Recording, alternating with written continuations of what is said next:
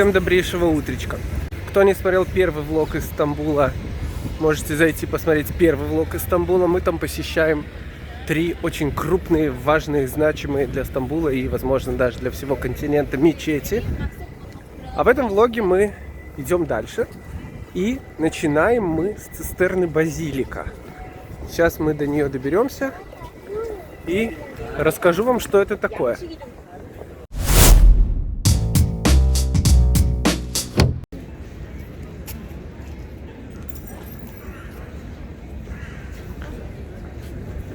Цистерна в переводе вообще-то дословно переводится как водохранилище. И из этого сразу все становится понятно. Очень интересное архитектурное сооружение, техническое, которое создано для того, чтобы накапливать воду, ну, типа на черный день, для водоснабжения. А он находится под землей и выглядит как настоящий подземный дворец. 336 колонн были перевезены из руин различных античных замков и держат своды цистерны Базилики. Наступил в грязищу. Туда мы сейчас и направляемся. Вход платный, вход дорогой, но выглядит это очень красиво.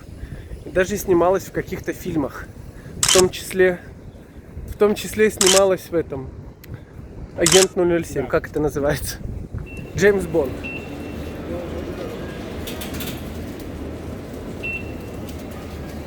Ну что, пойдем? Идем.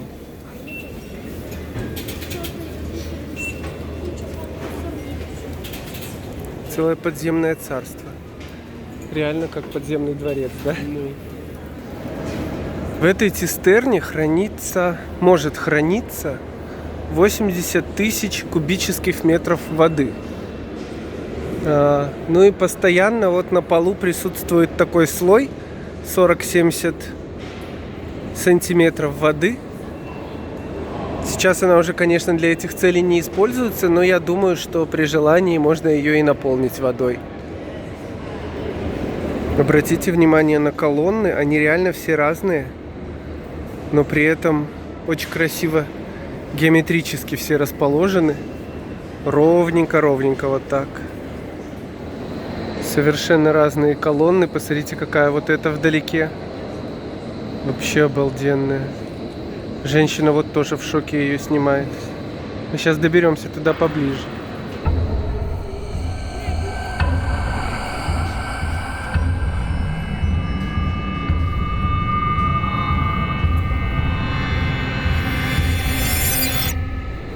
Почему голова медузы Горгоны перевернутая и одной, и второй? Все очень просто, все очень логично. Дело в том, что когда ты смотришь на медузу Горгону, ты превращаешься в камень. Чтобы вот этот эффект нейтрализовать, голову перевернули, то есть ты уже смотришь не на медузу Горгону, а на перевернутую медузу Горгону. Соответственно, в камень ты не превратишься.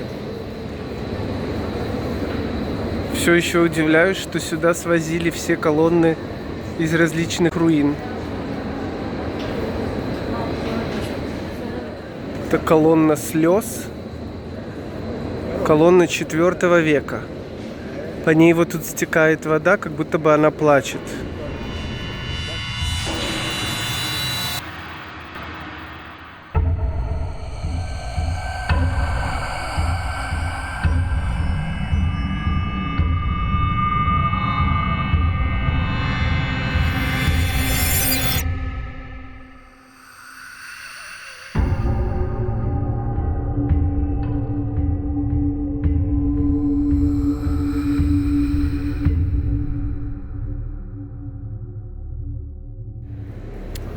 Мне кажется, что здесь можно устраивать всякие показы современного искусства и какие-нибудь песнопения. На меня вода капает сверху.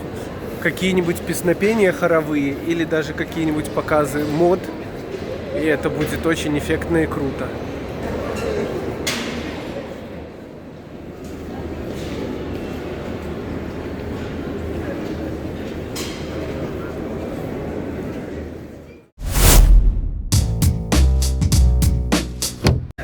И тут вот рядом с мечетью Айя София находится очень красивая улица с явно уже отреставрированными новыми домами и дворцом Топкапы. Вот его стены. Топкапы или Топкапы. Я не знаю, как правильно произносить это слово. Специалисты, поправьте меня в комментариях, но совершенно точно знаю, что само вот это слово Топкапы переводится как выстрелы пушек. Почему?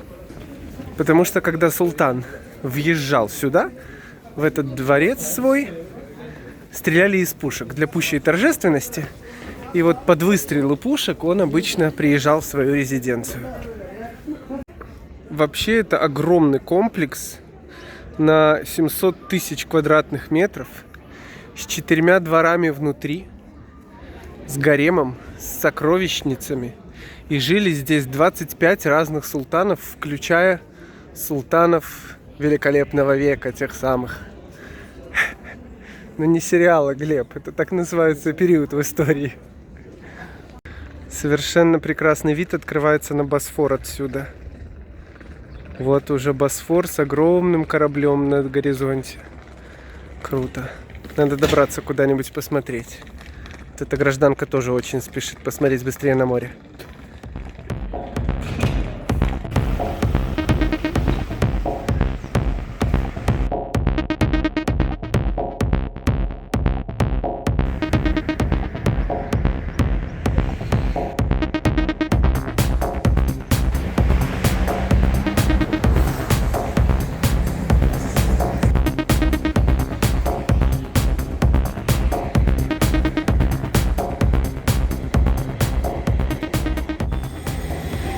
Я хотел вам показать вот таких прекрасных зверей.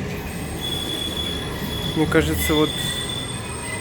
Я даже не знаю, что это. Курочка. Но вот это лев. Очень красивый, да? Тарелки такие. Вот эти тарелки — это моя слабость. В них... Я себе таких купил в Узбекистане. Теперь вот в Турции покупаю одну, еще третью. В них очень классно всякие закуски складывать разные. У меня есть оранжевая, красная, я еще зеленую докупаю. Ну показывай. Глеба отправил. И теперь будет еще зеленая вот такая. Мы сходили в кафешку маленькую и купили кофе. Только налили его в термокружки свои. И сейчас будем ходить и радостно пить. Мы идем в парк. Я забыл название, к сожалению. Гюльхане. Гюльхане, наверное.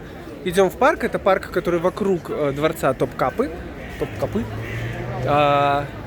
Посмотрим, что там есть в этом парке. Заодно кофе. Хотим вообще-то очень булку вот эту вот. Все, нашли булку. Сейчас будем покупать вот этот симит. По-моему, он называется симит.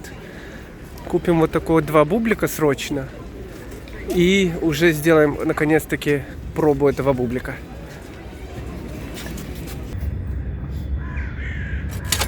У меня с чем-то белым. Я даже не знаю, сладкое это или соленое. А у Глеба, у Глеба 100% с шоколадом.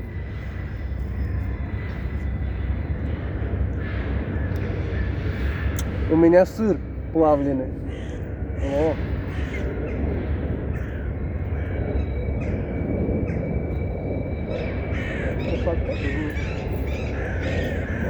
Семит, все правильно. Моя оценка 8 из 10, особенно если кушать это на улице, в парке и кофе пить. Вообще шикарно. Так, наверное, это просто обычный бублик. Ничего в нем особенного нет, но на улице это очень вкусно. Бублик файный.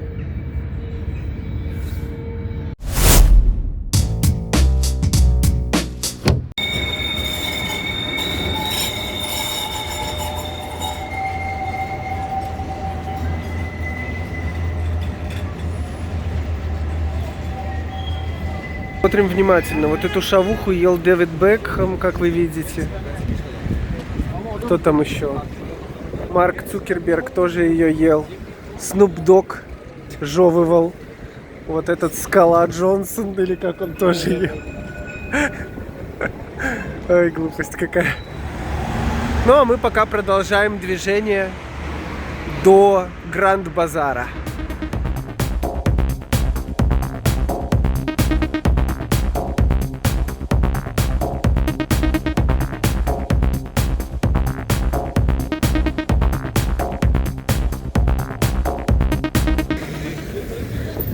Ситуация следующая.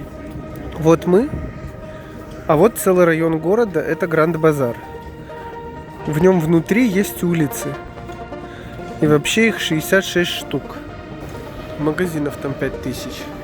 В общем, история серьезная. Я боюсь, что мы здесь можем провести не один час.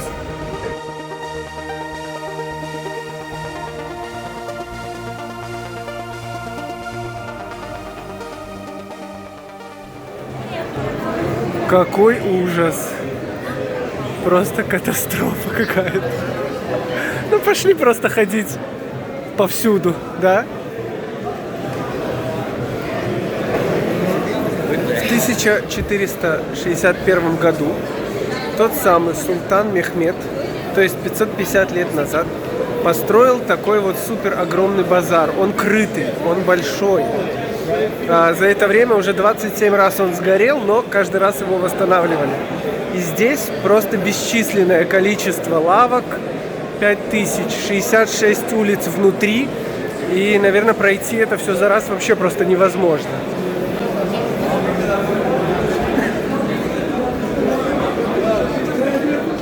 Еще больше вопрос, как тут можно что-то найти.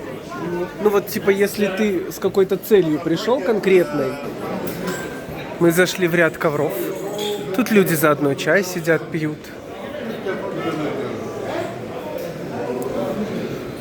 Ой, как красиво. Глеб, ну ты будешь в этот раз покупать себе ковер? Вот этот большой. Красивые такие все, да? Учитывая, что они все тут курят прямо на месте, я понимаю, почему базар горел 27 раз. Честно говоря, даже не знаю, что снимать. Немножко разбегаются глаза. Столько всякой вот этой вот чепухи сувенирной. Подушки. Да просто как только ты чуть-чуть останавливаешься и теряешь бдительность, сразу же к тебе кто-нибудь подбегает. Срочно что-нибудь тебе показать. Вот эти чаи мне нравятся, такие вот красивые. Очень красивые всякие чаечки.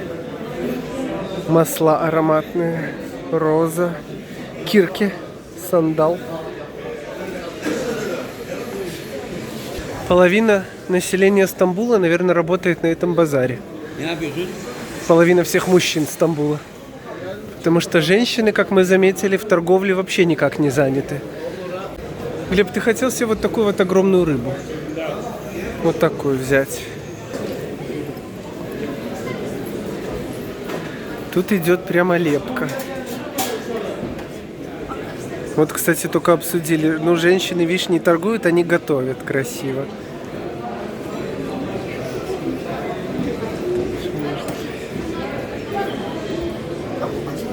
Лепят какую-то пельмешку. Видите, какая красотища. Просто умереть не встать.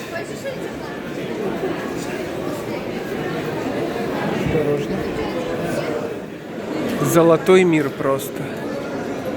Все золото мира можно скупить.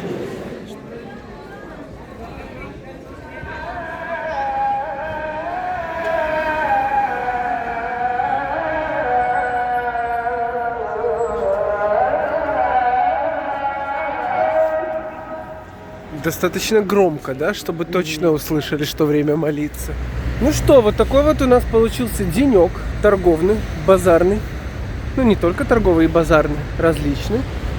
Завтра у нас 2 новых района, в которых мы еще не были. Тоже с кучей крутых достопримечательностей. Поэтому, как говорится, не переключайтесь, подписывайтесь, ставьте колокольчики. Скоро новый влог. Будем продолжать исследовать Стамбул. Ну а сейчас давайте пока-пока.